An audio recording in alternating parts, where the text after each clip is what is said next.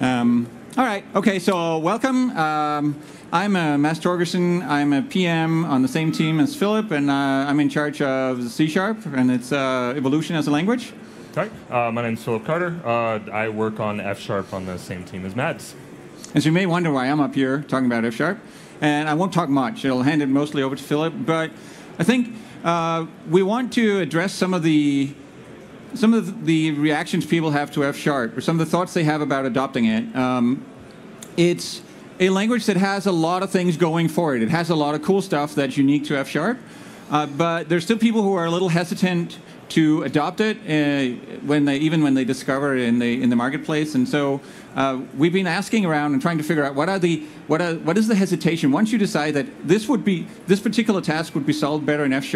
What are some of the things that are still stopping you? And some of the main ones that we hear or have heard are we're not sure Microsoft is behind it, and the tooling support doesn't come up to the level of C# or VB or even close. And so we sort of went after trying to address those two things in particular over the last year or so with F#. And one of the things we did recently, I put up a blog post that's about the .NET language strategy, where we talk about our three main languages, C#, Visual Basic, and F#, and how we think about each of them.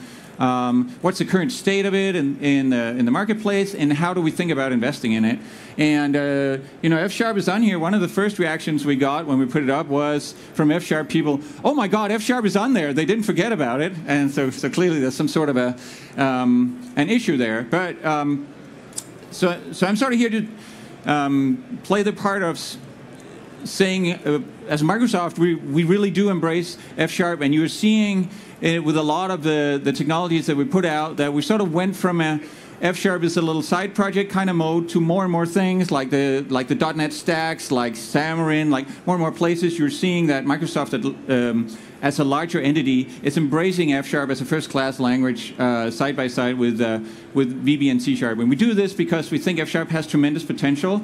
There are many workloads that are well addressed with F#, in particular ones that are in the cloud, which is where we like people spending a lot of cycles. And so we're also seeing the growth trend behind F# being really good. And in particular, when we look behind different data, we see that the potential growth for F#, like the people who would like to use F# if they could, if their boss would let them, or if it targeted the thing that they're interested in, that is really huge. So we want to give F# a boost and help it become a mainstream language. It already has tens of thousands of users in production, so it is a language that is not just a toy. It is really in use for very big things, including Jet.com that you saw in the keynote this morning. Their whole Azure thing that they talked about is all written in F#, the whole thing. And so we have big customers. They're using F# in anger. It really holds up and is really cool for these situations. So go back and tell your boss that if you want to use F#. Like, Microsoft is behind it. We're in this for the long haul, and it's not just some academic project on the side. So that was my main contribution to it, if you will. Yeah. So go read about what we think about F# here and at the .NET blog, and then stay tuned for Philip telling us about the cool things you can do with F#. Yes. So if you haven't read this blog post yet, I highly recommend you do so. You can just search, .NET language strategy. It'll be the first thing that shows up in your search engine. But so I'm here to talk to you about tooling for F#, and that's kind of like a really narrow thing because there are so many different things that I could talk about. There are many places that F# runs today that it has not run in the past. A great example would be Azure Functions, which I would like to demo, but don't have enough time. So I'm just going to show some of the interesting stuff that came in Visual Studio.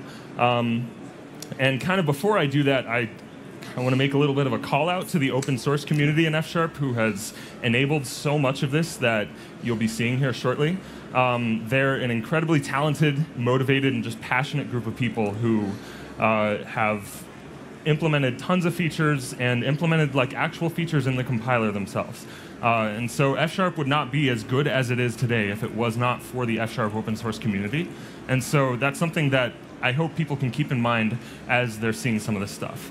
So I'm assuming at least some of you here are familiar with F# or program in it, but I'm also going to assume that some of you may not necessarily program in F# or are just kind of curious about what it looks like. So this is a main function. This is a highly uninteresting function that I have here. And this is F# interactive running on the side, which is basically just a REPL where you can send code and have it execute. So I'm just going to show you what some basic F# code can look like. So in this case, I have a function called factorial. And it does in a nice little functional way. It computes a factorial of a value. So I can just highlight all of that, and I can send it over to F# interactive.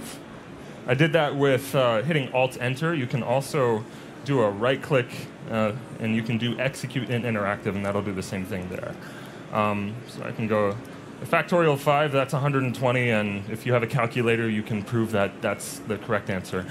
So this is kind of a mode of working in F#, is creating a function, trying it out, seeing what it looks like, kind of iterating on that until it gets to the point where you're happy with it. And then you can just include it in your regular source. So in this case, if we wanted to actually call that from the program, I'm going to show you one of the coolest new features that we have, which is I'll type example module, and you'll notice right here, it's sort of matching on the name right there, and I already have this auto-completion going on here. But in parentheses, it says open library 1. Now that's actually in a class library, which is where that function lives. It's not even in the same project. And looks like I lost focus of it there. So I'll just open example 1. And so what it did there, example module now opens library 1. I can dot, factorial, and go 6. And then I can print out the value of that. So I'll go printf, and we'll say the factorial of 6 is, and I'll go %d, which is a formatted print. And if you're familiar with C-style formatting, that should be pretty familiar to you. And I can just start with debugging. We'll go ahead and build that, run it. This is running on the Mac, so there was that kind of little funky thing at the top there. But factorial 6 is 720. And so if you do that, 1 times 2 times 3 times 4 times 5 times 6, that's 720. And that's all good. So this is something that has never existed in F# before. We have never had the ability to just start typing stuff and get IntelliSense that tells you to just open the namespace for you properly. And there's a whole lot more that it can do, which is available in VS 2017. So I'm going to open up here in this console application. You'll notice I have a couple of references. I have a reference to... I do not have a reference to Suave, so I'm going to go ahead and open that here. So I'm just going to go ahead and add a NuGet package to this thing called Suave. Now, Suave is a web server technology that you can use for F#, where you can build really, really awesome web applications in like a nice functional way. And so imagine for a second that you said, oh, I'm going to go learn Suave. So you go online, and you go to somewhere like Stack Overflow or something like that, and you go, well, I'm going to copy and paste some code, but I don't know what I need to do here. So we go start web server. Okay. Start web server. Sorry about that. I need to make sure that it's added. Okay, DemoGod's not with me today, so I'm just going to actually go ahead and open the namespace. So if I open the namespace, then should get IntelliSense. I'm not getting IntelliSense here. I'm working on a bit of a hack-together build with a build. So I'm just going to move on from this particular one. And say we were at the factorial, and it's called x. Well, mathematically, people usually say n instead of x. So I'm just going to go ahead and rename that one. So we can go rename. And so this is kind of important because this is something, again, that has never existed in F# before, where you could rename and, more importantly, use the same UI that C# has. So there's this lower-level infrastructure that C# has for renaming a value, where it kind of goes through and it goes through all the different parts of the syntax tree, finds the tokens that match stuff, and it actually renames it for you.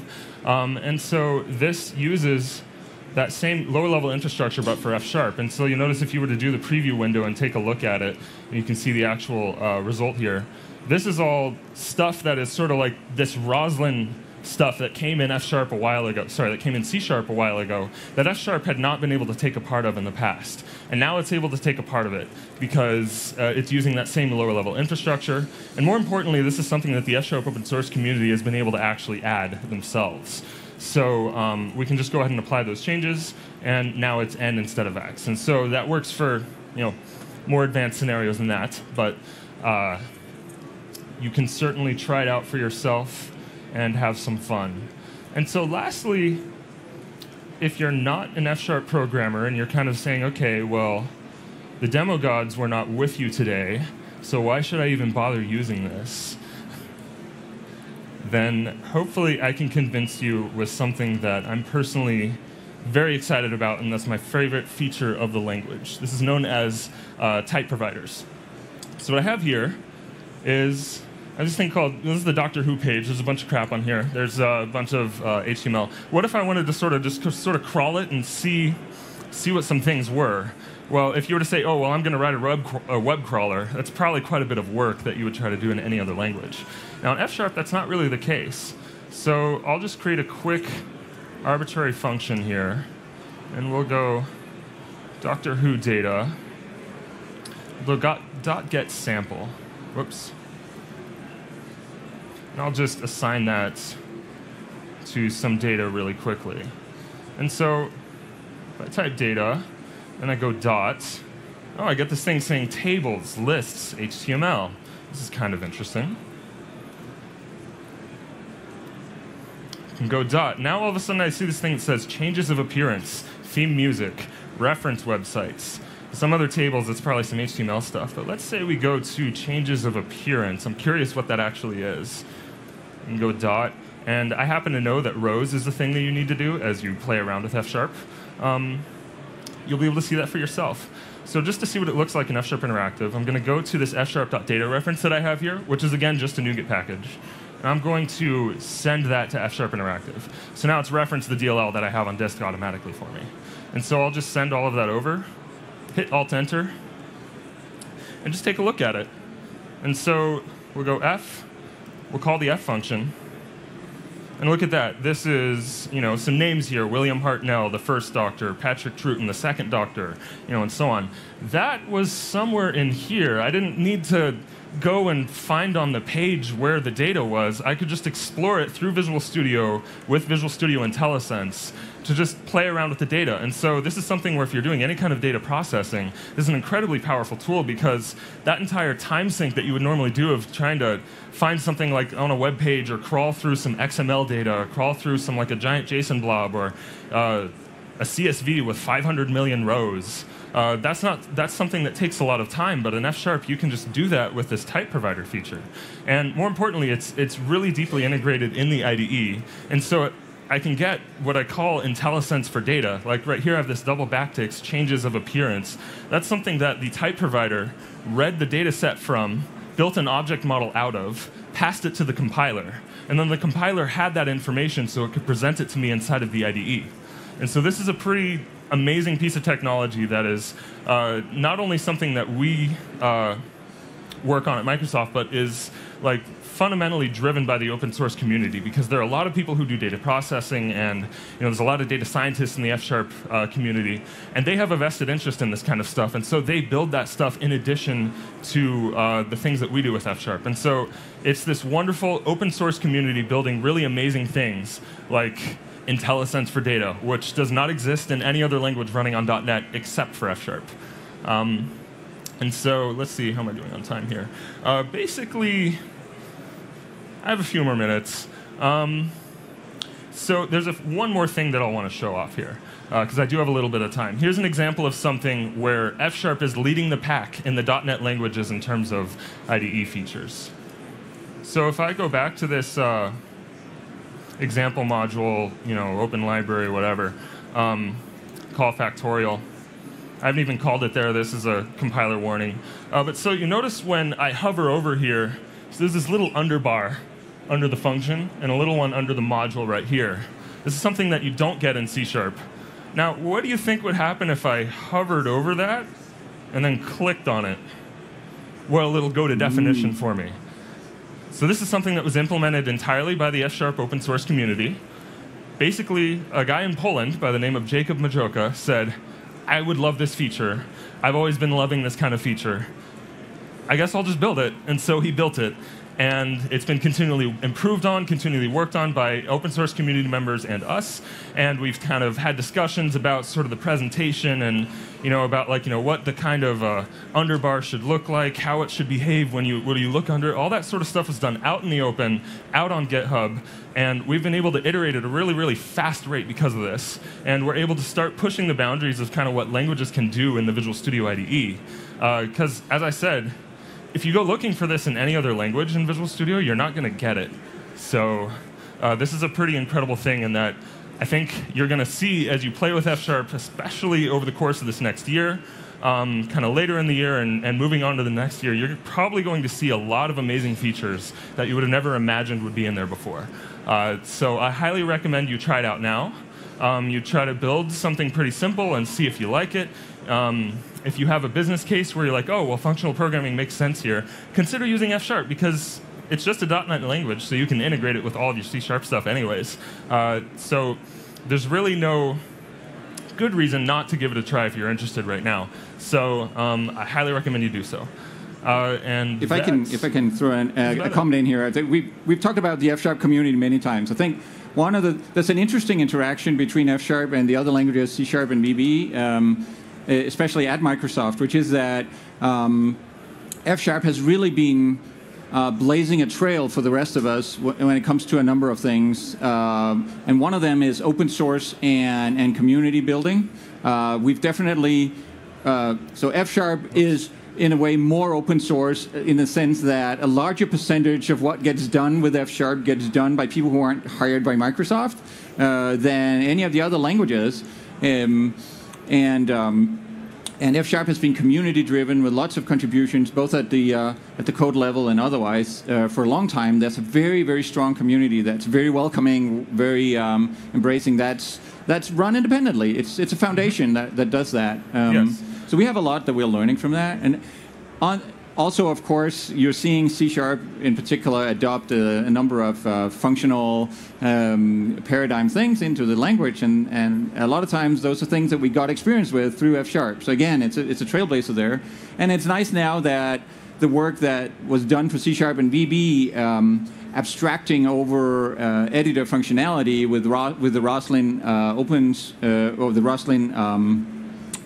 What's called workspace APIs and so on, and then now we sort of give back and have and help boost F# and hitch F#, if you will, to the continued evolution of the editor experience for C# and VB, rather than it sort of being out on its own. Yeah, so it's really good interaction there. And if you're interested, you want to give it a shot, and you're, how do I get started, right? Well, you can install it through Visual Studio if you already have that installed. It's a checkbox in some of the workloads. It's also an individual component. But so you can just search for F# guide. And there's a thing right there in our own documentation where we have a variety of different ways that you can get started with F#. We have a document that sort of gives you a tour of some of the language features. The Wi-Fi here is a little bit slow, but so you could learn about all the different things here and kind of see what some sample code can look like. If you need to really dive into something specific to the language, you can go to our F# language reference that we have there. And at the very top level in this index, there are a lot of good resources here where you can just go, and it's not necessarily, these are links to resources that are done by the F# open source community, and they are excellent. A great example of them would be the F# for Fun and Profit Git book that we link to. It's actually a blog post, but the guy wrote so many blogs that were book-like that he turned it into a book where you could learn the language. And he approaches it from a very, very amazing point of view, where he says you're a C# programmer, you're a Python programmer, you're an X programmer, you're used to doing these things this way. Well, this is what X looks like if you do it in F# instead. And so there are a lot of resources out there for you to get started. There are a lot of different ways that you can do it. You can do it in Visual Studio. You can use Visual Studio Code with the Ionide plugin. That's another open source piece of tooling where you can use VS Code if that's kind of your preferred mode of using it. It also ships in Visual Studio for Mac. If you're interested in trying out Azure Functions, which they've probably talked a lot about today, Azure Functions has first-class support for F#, and it has had it for quite a long time.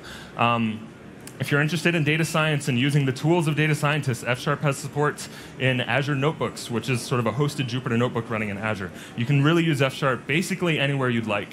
And it's a super exciting time to get on this F# train. So I highly recommend that you do so. Cool. Thank you.